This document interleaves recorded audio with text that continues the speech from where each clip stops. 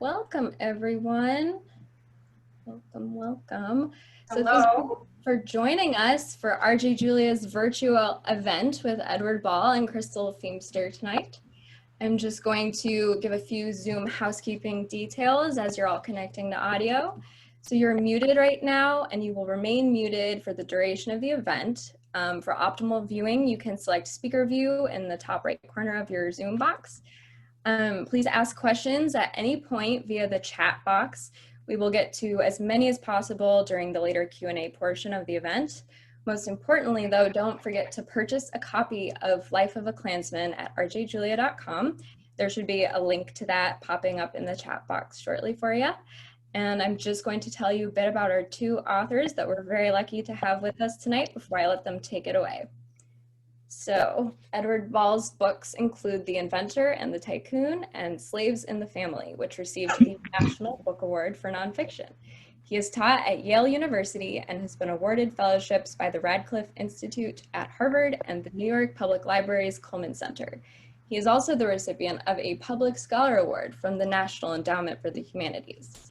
And Crystal Feimster is an associate professor in the Department of African American Studies, the American Studies program, and the History Department at Yale University. She earned her PhD in history from Princeton and her BA in history and women's studies from UNC Chapel Hill. She is the author of Southern Horrors, Women and the Politics of Rape and Lynching, and she is currently completing her second manuscript, Truth Be Told, Rape and Mutiny in Civil War Louisiana. Now, as for Life of a Klansman, the Washington Post says it is powerful, relevant, and personal. One of the 10 books you should read this August.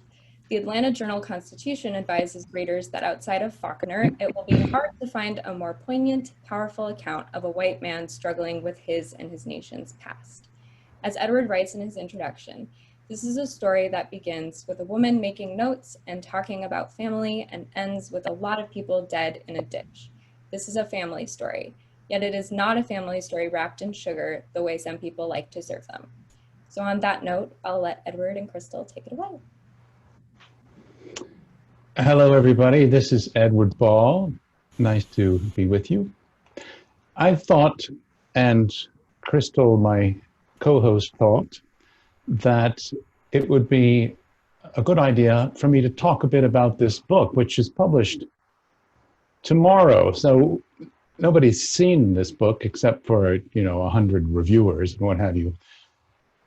And I would like to take, 6 or 7 minutes just to summarize the book and the story and give you a sense of what is on view here. And to do that, I would like to show you a few pictures. So let's start with, okay, Edward.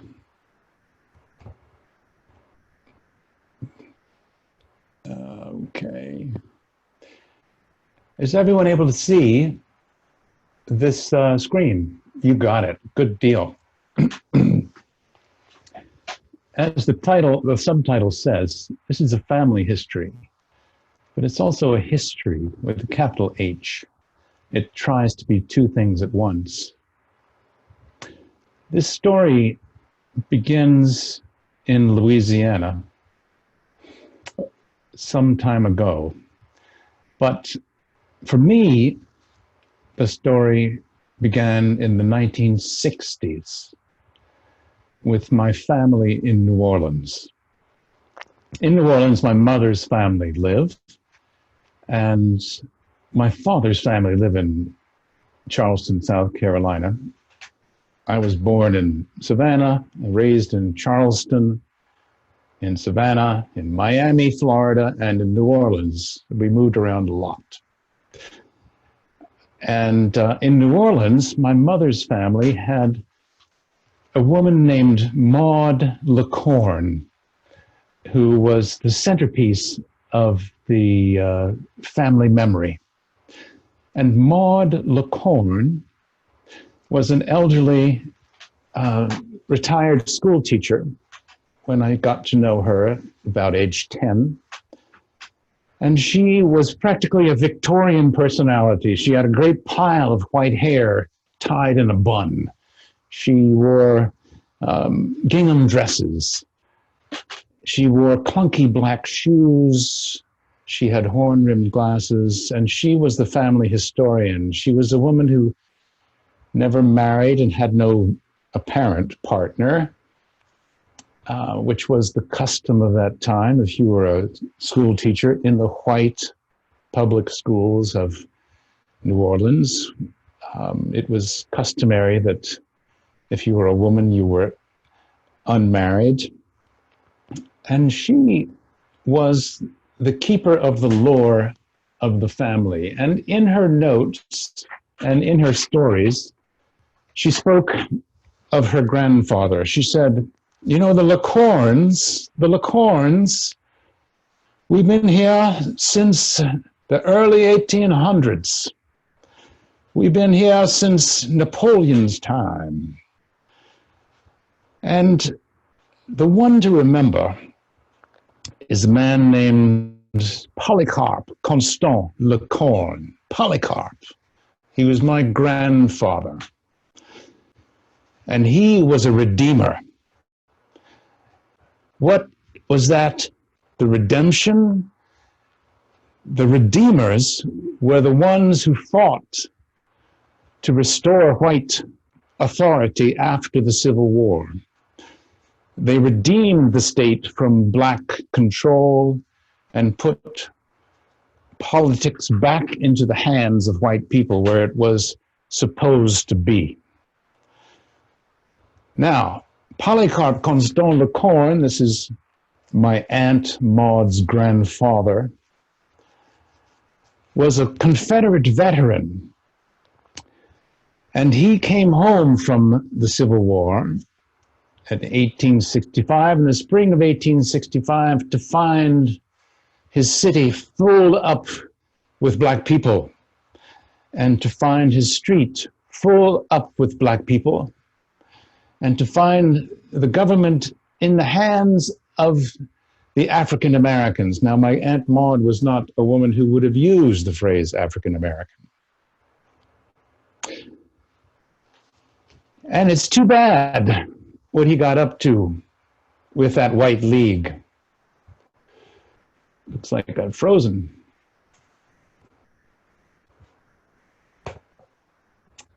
Have I frozen, or can you all still hear me? I'm having trouble. I can hear you. You can hear me? Okay. Yeah. Yes, I've lost my ability to control the photos, unfortunately. Okay.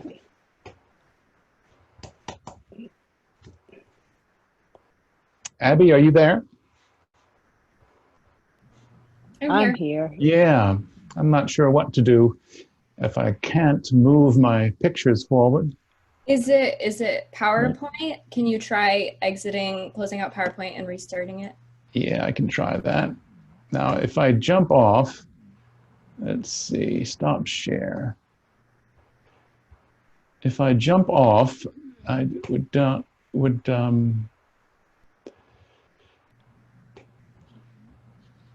yes. Well, if I quit, I might lose connection with you. So if that happens, okay, I'll just call you right back and zoom up again, okay? No worries, then we can take it away with Crystal. Yep.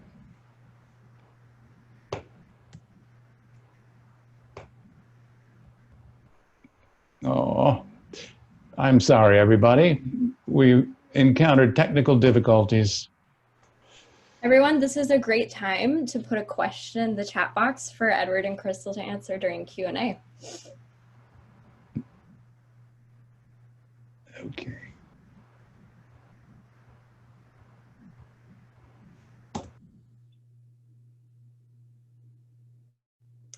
All right, so Edward has hopped off for a second, but I'm sure he'll be back free from technical difficulties in just a few minutes. So Crystal, did you want to get started with what you were gonna talk about? Oh, it looks like you're still muted. Hello. Oh, you're muted again. Okay, sorry. Can you guys hear me? Okay. Sorry about that. So first of all, I just want to say it's an honor to be able to be in conversation with Edward, who is an old friend and neighbor in New Haven, and whose work I teach. And I'm going to be interested in having him talk about how this book fits with his other 6 books.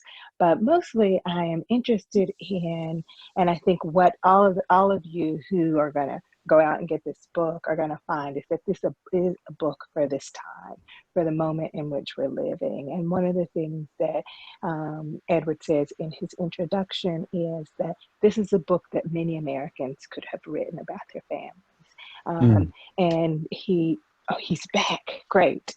Yeah. I'm gonna let him take over. Ed, you there? I'm right here, yeah. Okay, go ahead. I'm going to try to pick up where I left off, and if it happens again that I get frozen, then I'll discard the images, all right? Let's try.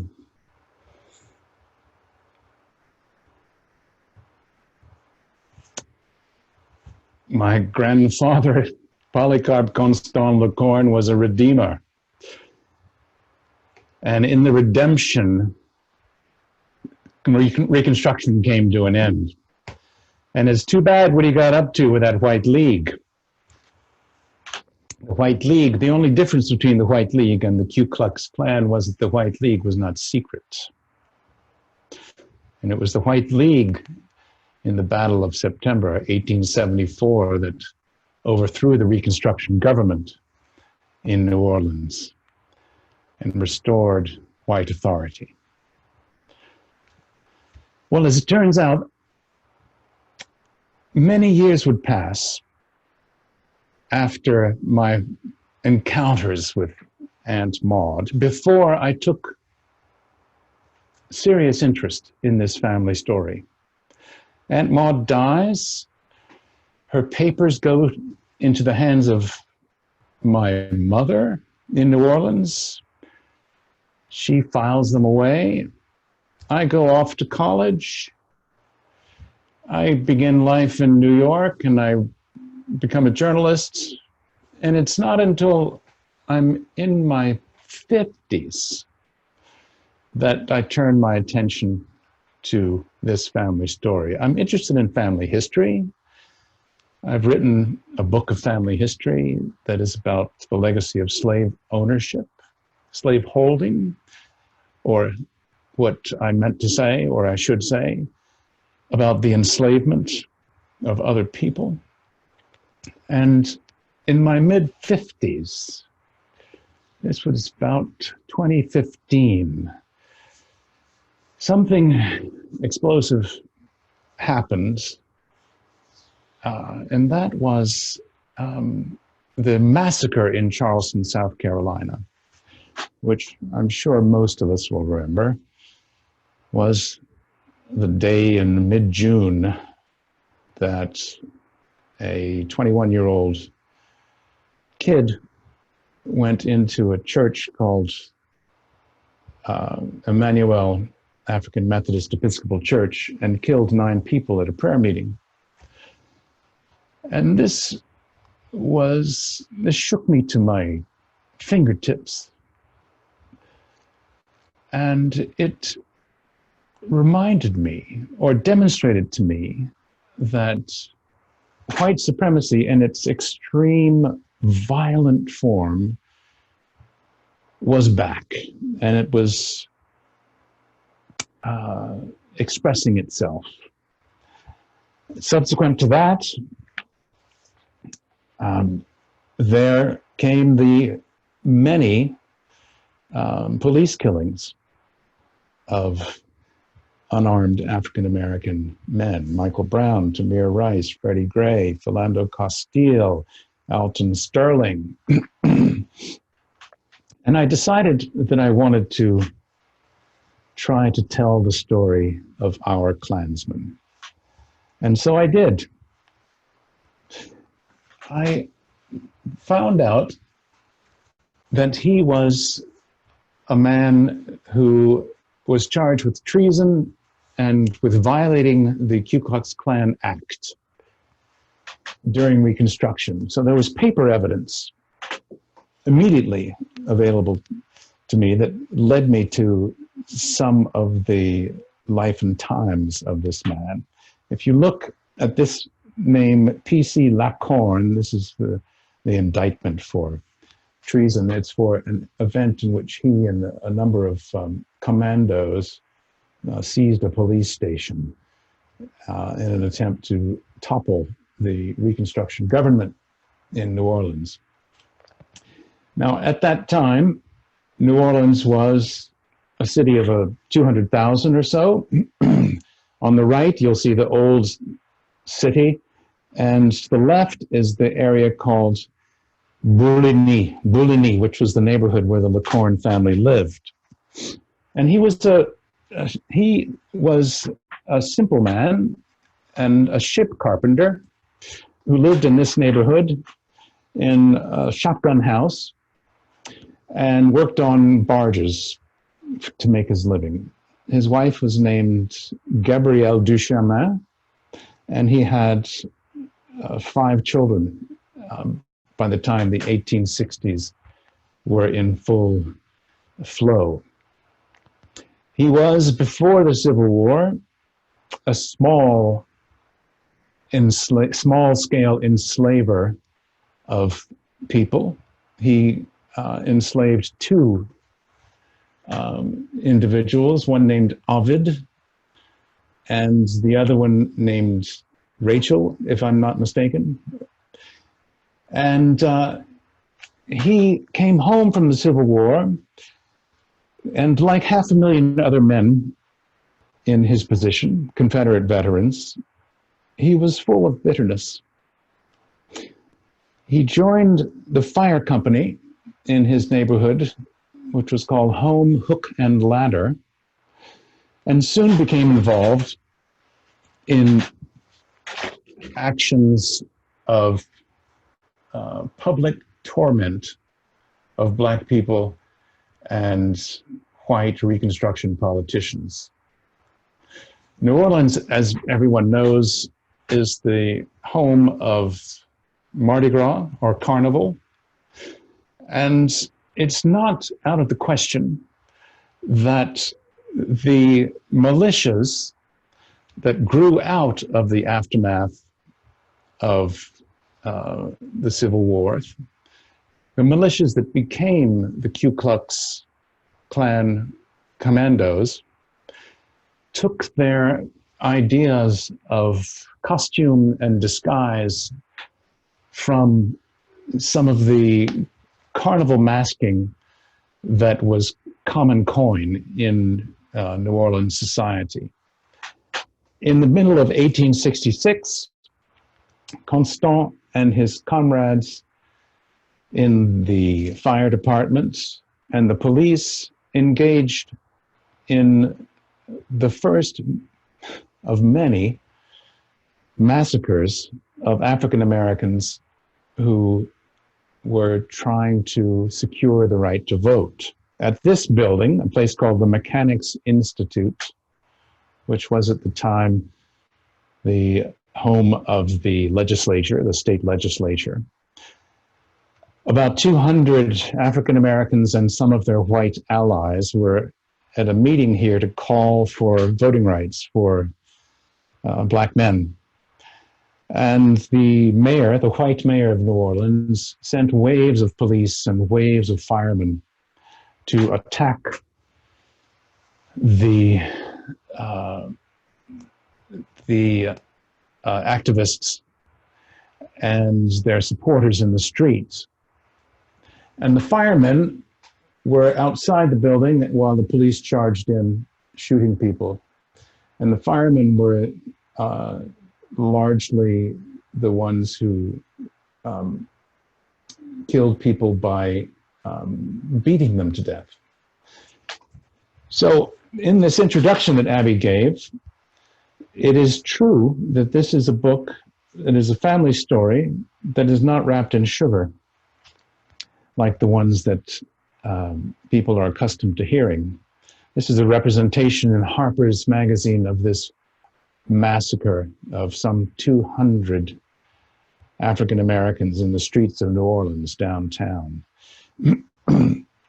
So there is no honor roll, if you like, of killers that survived that would allow me to determine with absolute certainty that Constant Lecorne, my grandmother's grandfather, was present and active in this massacre, but the circumstantial evidence is persuasive and preponderant that convinces me that he was. He, on this day, encountered, among others, a family of an African-American man named Alfred Kapla. Alfred Kapla, who was a shoemaker and shoe seller, who had a shoe store. And Alfred Kapla, it's impossible to say whether he was personally the victim of Lecorne, but he was beaten and nearly killed, and his son, who was with him, was shot in the face. Now, as it turns out, the family of Alfred Kapla still lives in New Orleans, and I found them in an effort to try to bring the story of the Ku Klux in contact with the present in a very personal way. And I went to see them and to ask their permission to tell their story and to ask their forgiveness for the extraordinary brutality and cruelty to which people like my ancestors subjected their family. This is also part of the book's story. After this massacre, the Ku Klux militias arise. Constant gets involved with several of them. The one to which he's most attached is called the Knights of the White Camellia, which is the Louisiana version of the Ku Klux. The Ku Klux Klan emerges from Tennessee in late 1866, and it flows down into Mississippi, northern Mississippi, Alabama, Georgia, and South Carolina. And it's principally, in its early days, a campaign full of fundamentalist Protestants. And in Louisiana, as some of you may know, the northern part of the state is Protestant, by and large, and the southern part of the state is Catholic. So the Ku Klux, as it began spreading across the Deep South, came to a kind of halt at the midpoint of the state of Louisiana, and south of the city of Baton Rouge, other militias evolved that imitated the behavior of Klansmen and the marauding and the night riding and the torment of African-American families. And among them was the Knights of the White Camellia. One of the heroes who faces down the Ku Klux in New Orleans is a man named Louis Charles Rougenet. He was a Creole of color who founded the first African-American newspaper in the South, called the New Orleans Tribune, in the late 1850s. And the New Orleans Tribune is able to publish throughout Reconstruction, throughout the Civil War, in fact, and Reconstruction. And it is the only newspaper that opposes the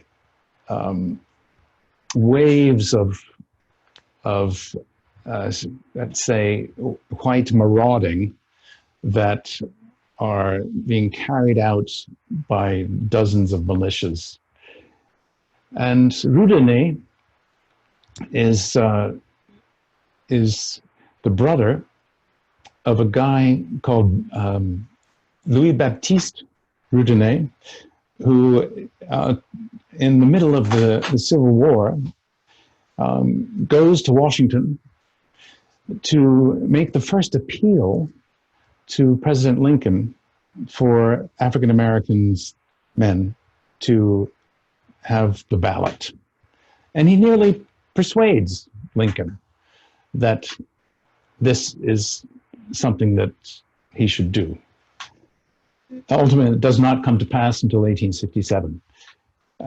He's a character in the book, but he is publishing his African American read newspaper in a climate in which the majority press consists of papers like this,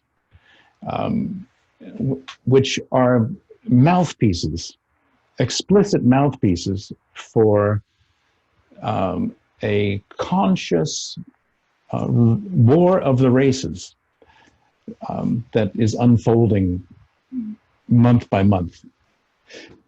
The Ku Klux militias do not dress in white sheets and hoods until 50 years after the Civil War.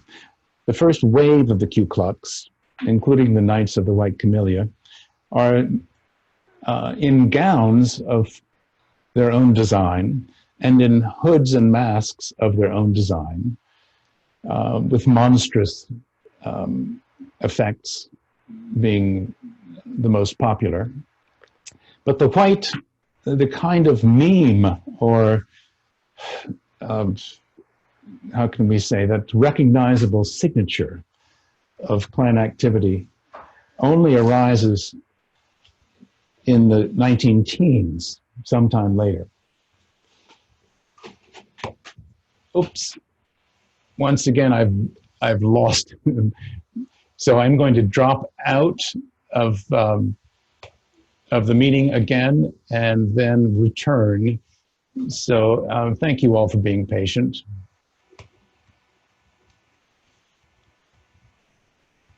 And when I return, I will stop showing pictures.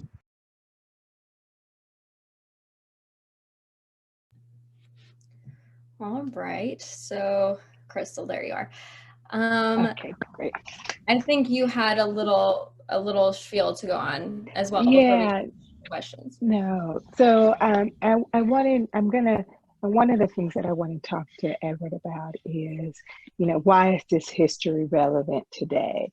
And why is family history and narrative history, what's at stake in telling these family stories? And how can we use these stories in our political moment? And I think he, talked about what drew him back to these stories, talking about police brutality, thinking about how white supremacy continues to function in our society today. But he's doing it in a way that I think, I think he's, that this book is written in a way that's a call to action. And it's a call to action for all of us, whether we're Black or white, to explore how we're implicated in the past, right? And not just how we're implicated. And, I think it's interesting and powerful that he says that he went back to ask this Black family for forgiveness, right? But I think there's also a bigger question, not just around the question of forgiveness, but about what do we do today when we're confronted with white supremacist violence, and how are we all implicated in that, and how is it, if we own our stories, if we own our history, how can we mobilize that for change and for good and for social justice? And so for me, it's interesting to see him sort of, when you read the book, you'll hear Edward's voice is very powerful. He does something that most historians don't do, which is he uses the I, and he has a conversation with himself in the text, thinking about, well, what would I have done during Reconstruction? Would I have joined the Klan? And because he's trying to get us to think about the context and the world in which his family and his ancestors lived in, the environment, the political realities, and what life looked like for white people after the Civil War. And so I think it's really powerful because it forces us all to ask the question, what would we do? I think about 10 years ago, there were these wristbands that people wore that was like, what would Jesus do? I don't know if people remember that, but I remember it because I remember asking people like, what is that? And as a historian, I'm always asking my students, well, what would you do? And that we often think that everybody always thinks they would be on the right side of history, right? But when you have to reckon with your family's past, you realize that, well, actually circumstances may have put you on a different side of history than you would have liked to imagine yourself. That if you were born white in the South, guess what? You might most likely fought for the Confederacy.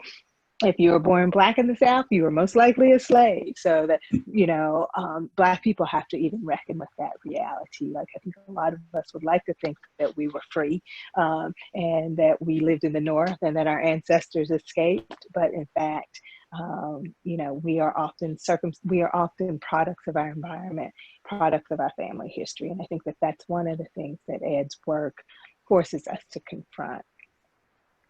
I don't know if Ed is back. Yeah, I'm back here. I'm back here. Thank you, Crystal, for jumping in. And yeah, this is family history. But as Crystal is pointing out, I try to use the story of this simple white family, as they were called in their own time, petit blanc, little whites, as a doorway into a wider national history of white identity. And in the professional circles of historians, this kind of book is called a microhistory. A microhistory is the story typically of a working class or peasant class or enslaved person or family, studied in great domestic detail and to the exclusion somewhat of storytelling about national events and the flow of national politics. And it's an attempt to see the entire world in a to see the tree of society in a single leaf. And so this is what Life of a Klansman tries to do. And Crystal, you're right. The question immediately presents itself to a guy like me. What would you do in circumstances such as the ones faced by your ancestor? And I think it's a little too easy to claim that I or one or we as present day Americans would have taken a noble path, a higher path. I think that's probably a useful deception, a useful self-deception. And I began to feel, well, naturally, there's another aspect of this. We cannot, as secular 21st century post-civil rights Americans and post-civil rights white people, we cannot assume post-civil rights African Americans that our identities would be intact or available to someone of our profile in the past. That's also a useful self-deception. So these are some of the things that are going on in the writing of this book.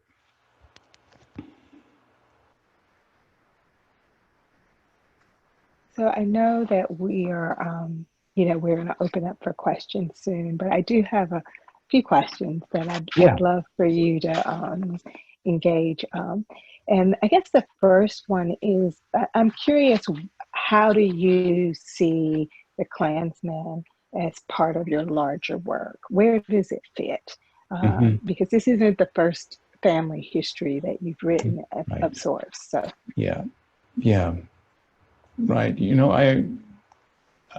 I honestly don't like people who just write about their own families, and I fear that I've written 2 books now about my own family, and that's getting to be the upper limit.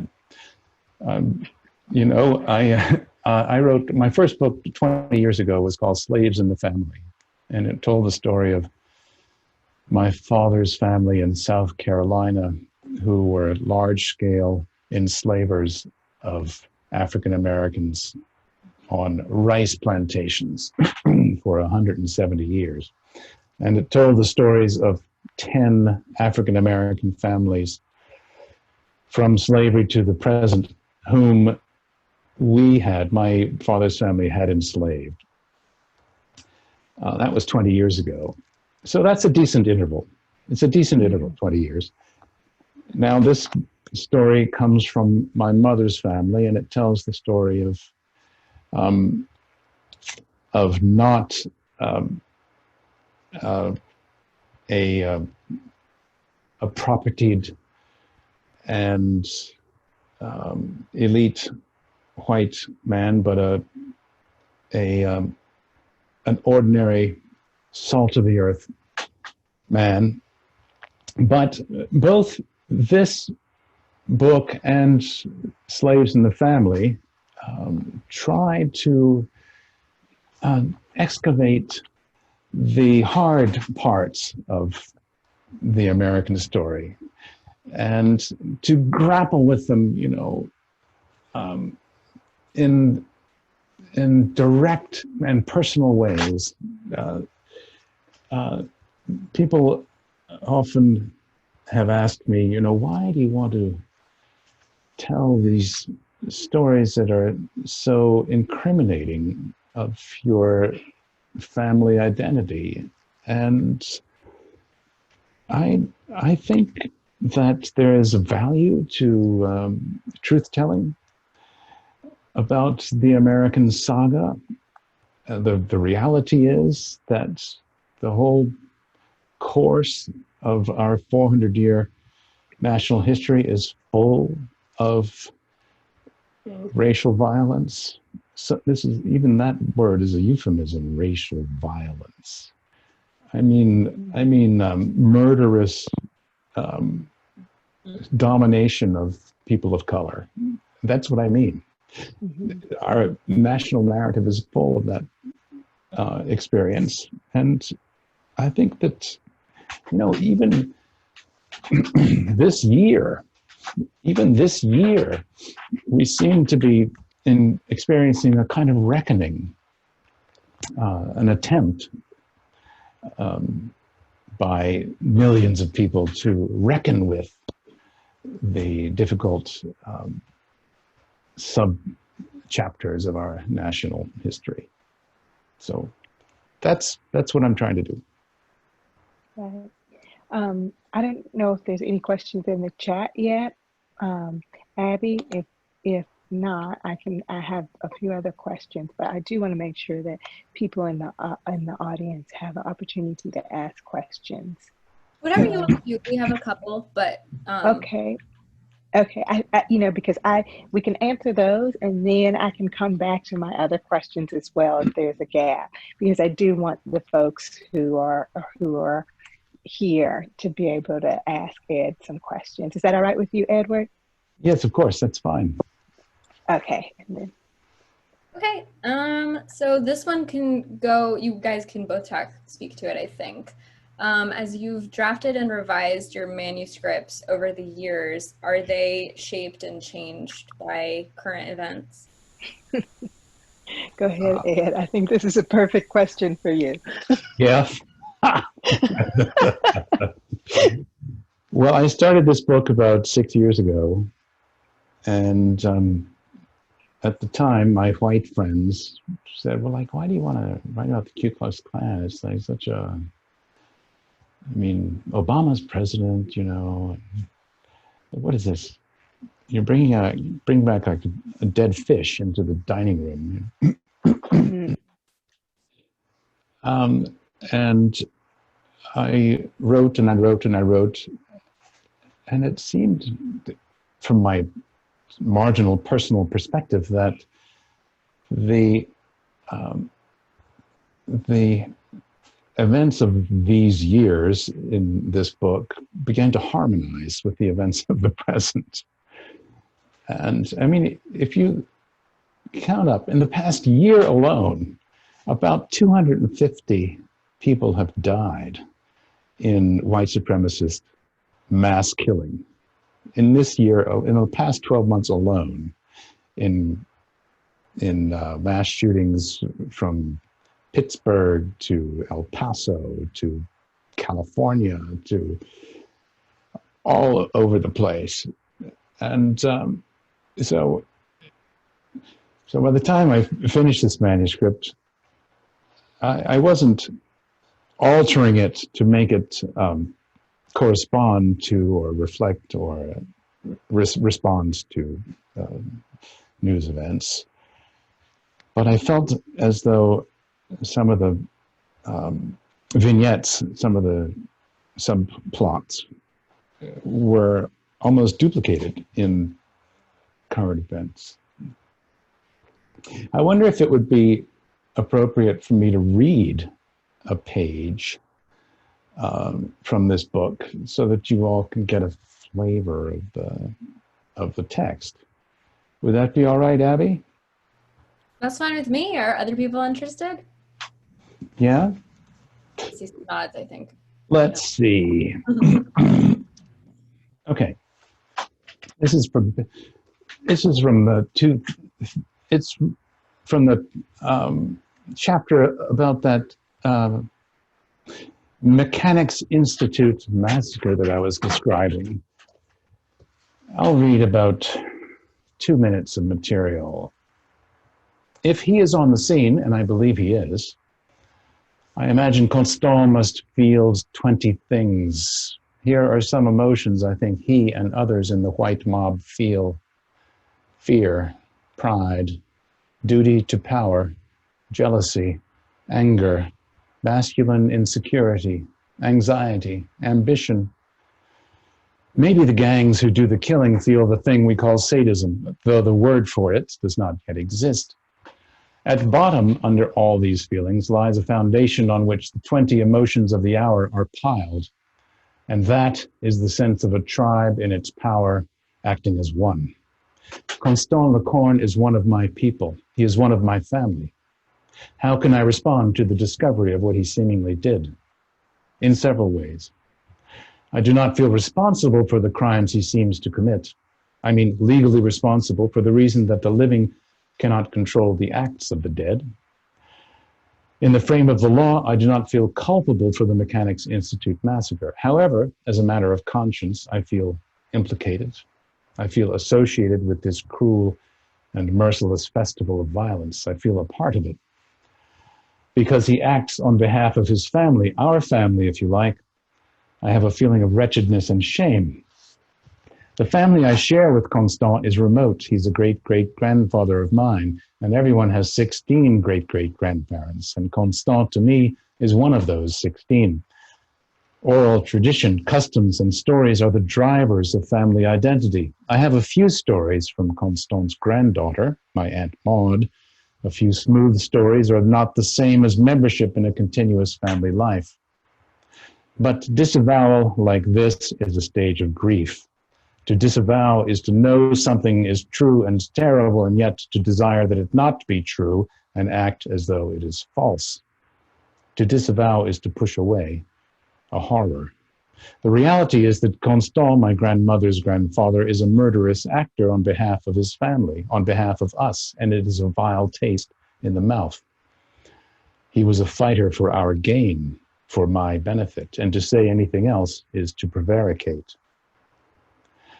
It is not a distortion to say that Constant's rampage 150 years ago helps, in some impossible to measure way, to clear space for the authority and comfort of whites living now, not just for me and for his 50 or 60 descendants, but for whites in general.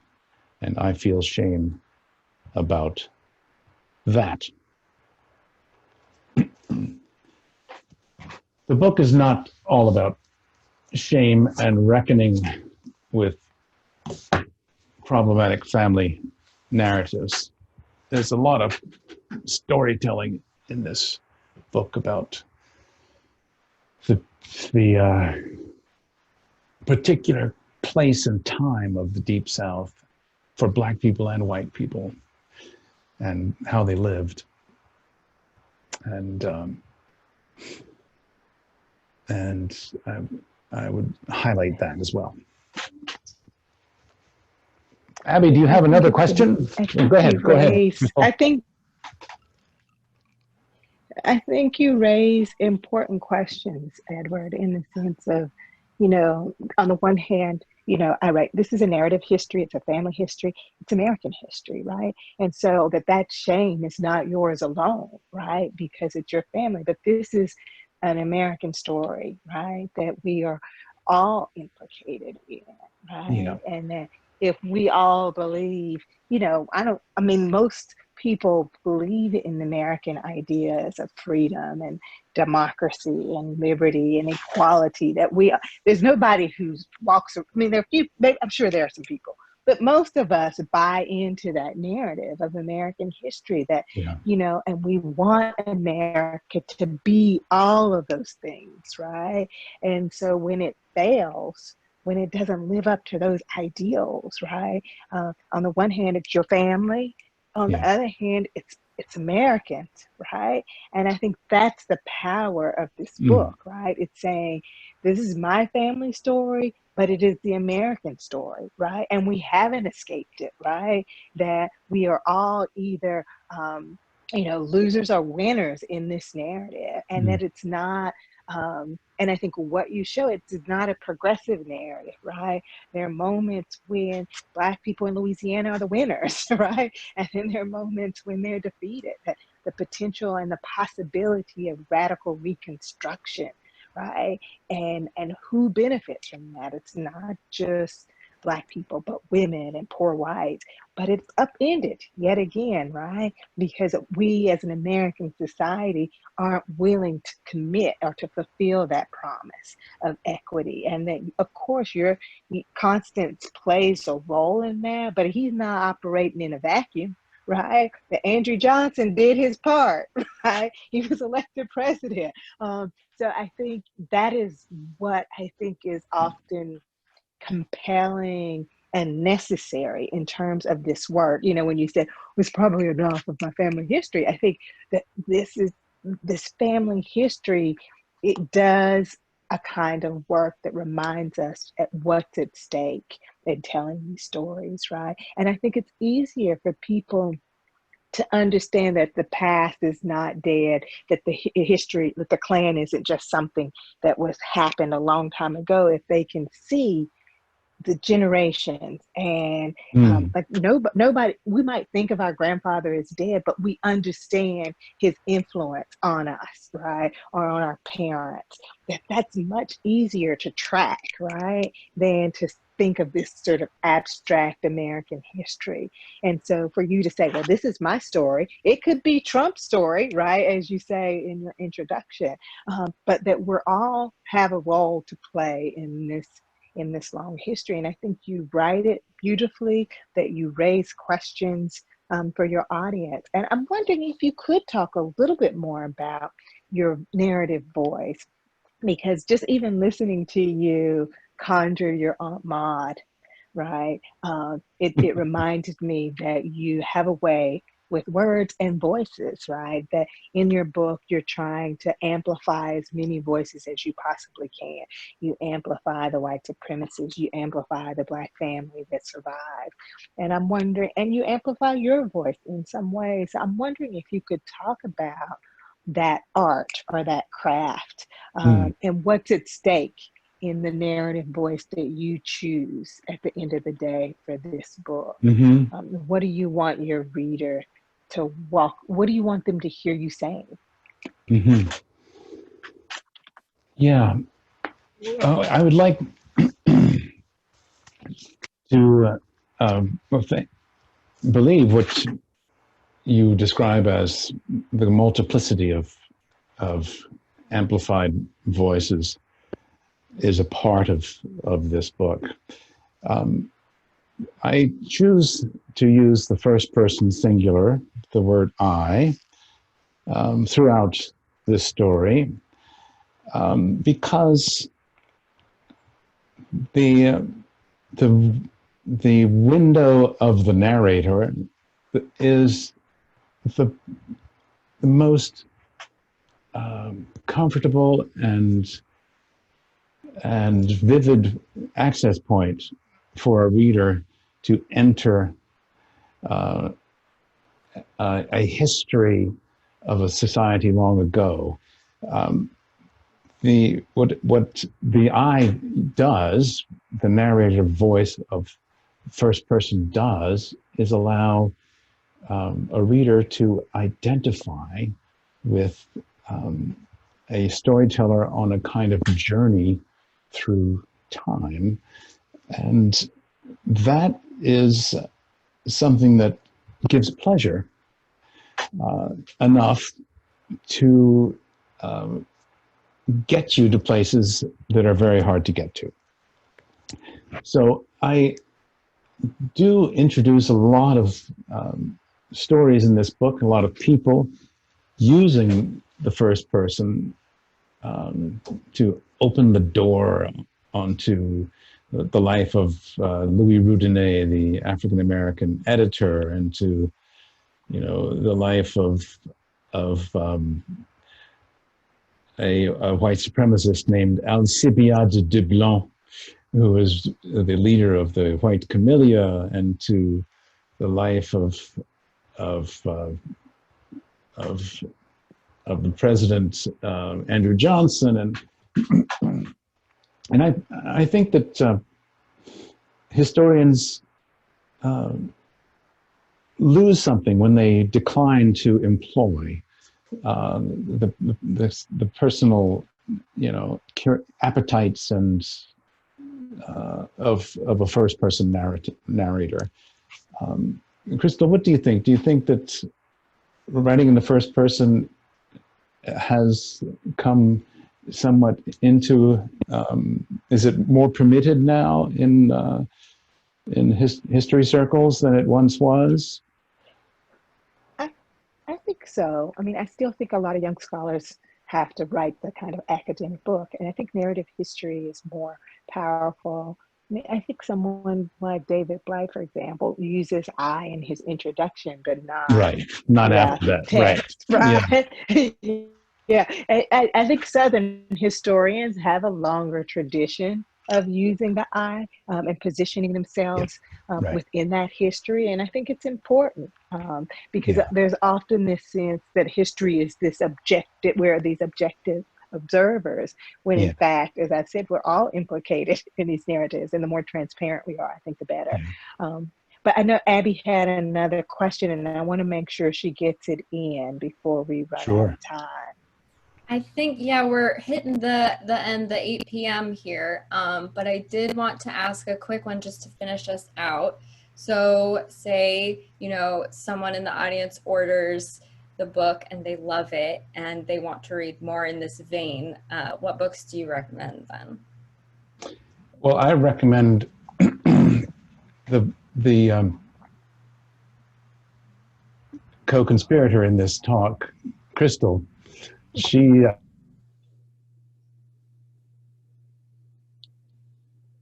Oh, I think you might have Froze, frozen. didn't he? Yes. I think he was recommending Southern horrors. I would also recommend, it's an old book, but I think it's a classic, and I think of Edward Ball work within that vein. It's Lillian Smith's work, and she has a book called Killers of the Dream, which really sort of grapples with white supremacy and race relations in the 1940s, 50s, and 60s, and tries to show how white supremacy is not just harmful for Black people, but that it harms white people as well. And she has this famous line where she says, the lives of Southern children, Black and white, is written on trembling earth. And so that all of the things that we think go wrong or that are horrible or horrendous impact Black people and white people in harmful ways, and that white supremacy isn't just about, reifying whiteness, but it's about keeping white people in their place as well, in a particular kind of place. So I think, when I talked to Edward, I really did say to him, I felt like he was in conversation or continuing the conversation of Lillian Smith's of Lillian work. Smith, right? Yeah, that's a good book. So it's a very good book. Yeah. And Edward, I think you froze while you were about to recommend Crystal. Is that right? I was, yes, I was. Oh, so you didn't hear that? I was going to recommend that you read Crystal's books, which is where I would send you. Thank you. Yeah. Well, I think that's the perfect way to finish out the evening. Thank you, Crystal, and thank you, Edward, so much for joining us. This has been a fascinating talk. Sure. Everyone, the link to purchase both books is going to be in your chat box if you haven't already seen it. But yeah, thank you for supporting independent bookstores during this crazy time. Thank you for supporting RJ Julia. And have a good night. Thank you, everybody. Thank you, Crystal. Thank you. Thank you, Abby. And Thank you, Kendra. everybody. And thanks for writing such a Thank you great all for book. coming. Oh, thank you. Thank you all for coming.